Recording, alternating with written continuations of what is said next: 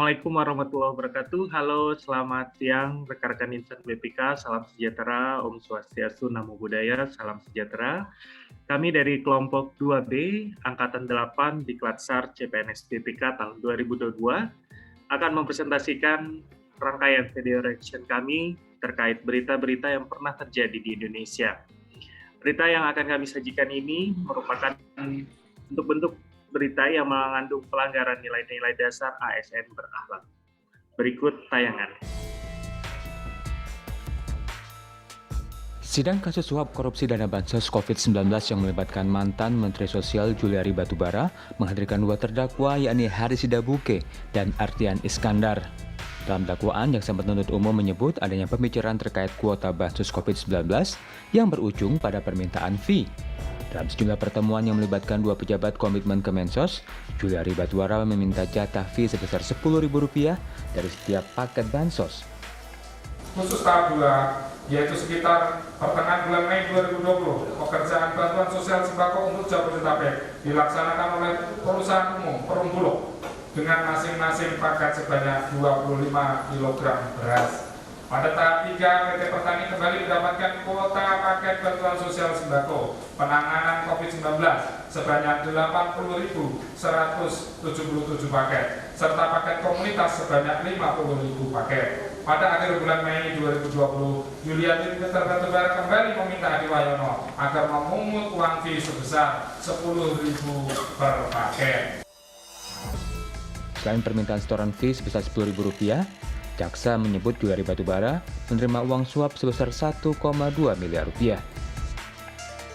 Uang ini diminta kepada pemilik perusahaan pengadaan paket bansos yang diberikan kepada warga terdampak COVID-19. PT Pertani dan PT Mandala Hamonangan Site mendapatkan proyek pengadaan 1,5 juta paket bansos COVID-19. Tim Liputan Kompas TV.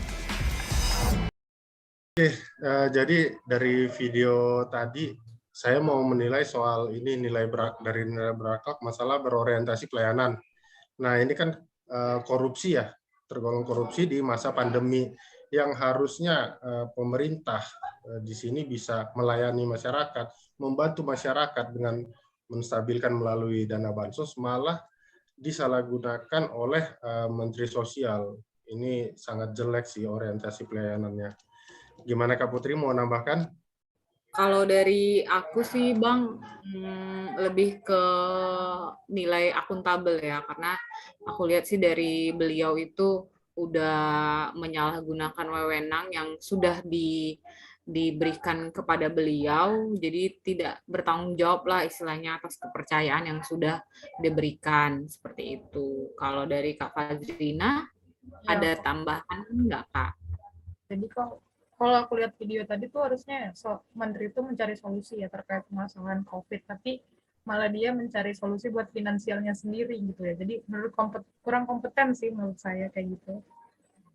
Baik, mungkin bisa dibilang Bapak Juliari Batubara tuh nggak harmonis mungkin ya. Karena orang pada susah, bukannya ditolongin, tapi malah disunat bantuannya. Betul itu.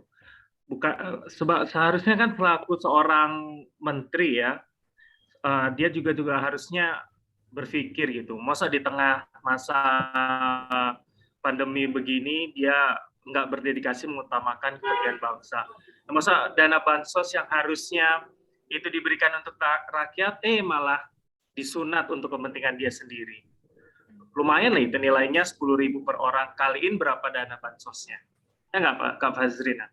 Menambahin harusnya beliau tuh adaptif, tapi di sini adaptif tuh dalam hal negatif, menyelesaikan cara-cara mudah melakukan tindak korupsi di tengah cara pemerintah untuk membantu kesulitan di tengah masyarakat. Gitu Kak. Mungkin Kak Putri mau nambahin? Kalau dari nilai kolaboratif sih ada sih ya. Menurutku nih, kolaborasi dalam hal penyelewengan. Kolaborasi bukannya berkolaborasi membangun bangsa, tapi berkolaborasi dalam hal yang lain. Apalagi ini udah berkolaborasi dalam hal korupsi.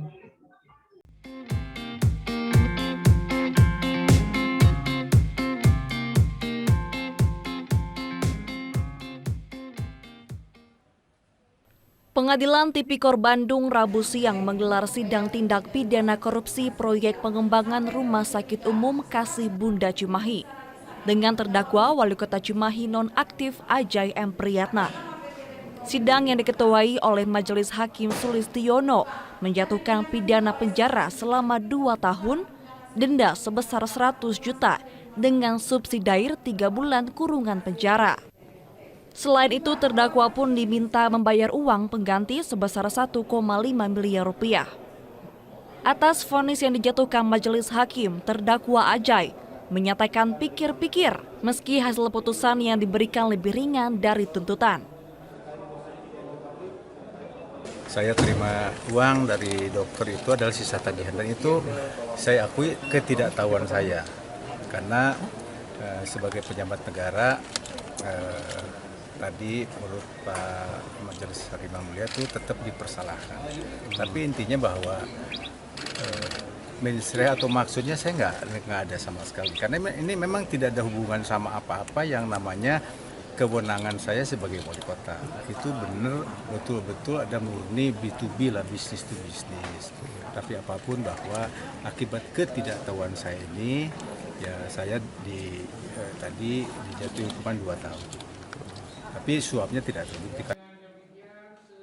Sebelumnya, Ajay dituntut oleh jaksa KPK dengan hukuman 7 tahun penjara, denda sebesar 300 juta, subsidiar 6 bulan kurungan.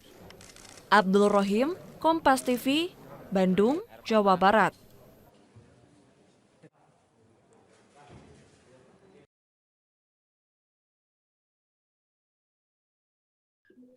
Beda ceritanya dengan Bapak Wali Kota yang ada di Cimahi dengan meskipun 11-12 nih kasusnya.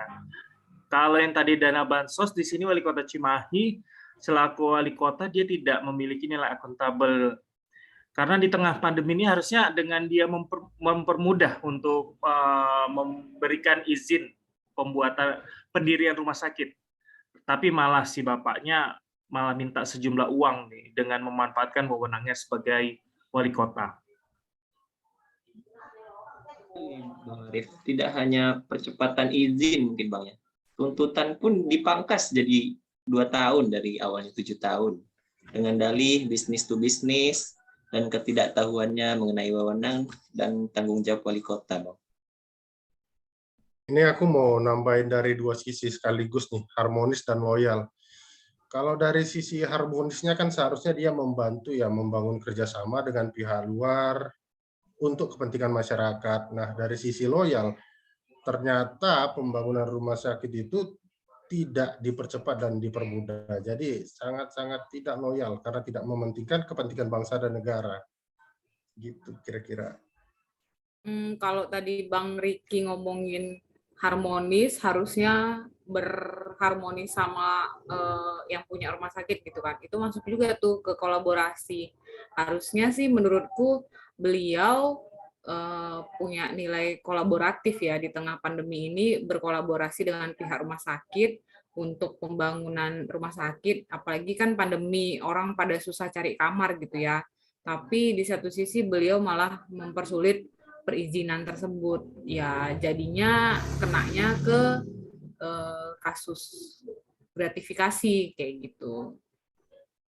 Baik teman-teman, demikianlah rangkaian video reaction dari kami terkait korupsi yang terjadi di masa pandemi ini. Semoga dari reaction yang telah kami berikan tadi menjadi insight baru bagi kita selaku insan BPK untuk tetap dapat menerapkan nilai-nilai dasar ASN, berakhlak, berorientasi pelayanan, akuntabilitas, berkompetensi, harmonisasi, loyal, adaptif, dan kompetensi di setiap kehidupan pekerjaan kita.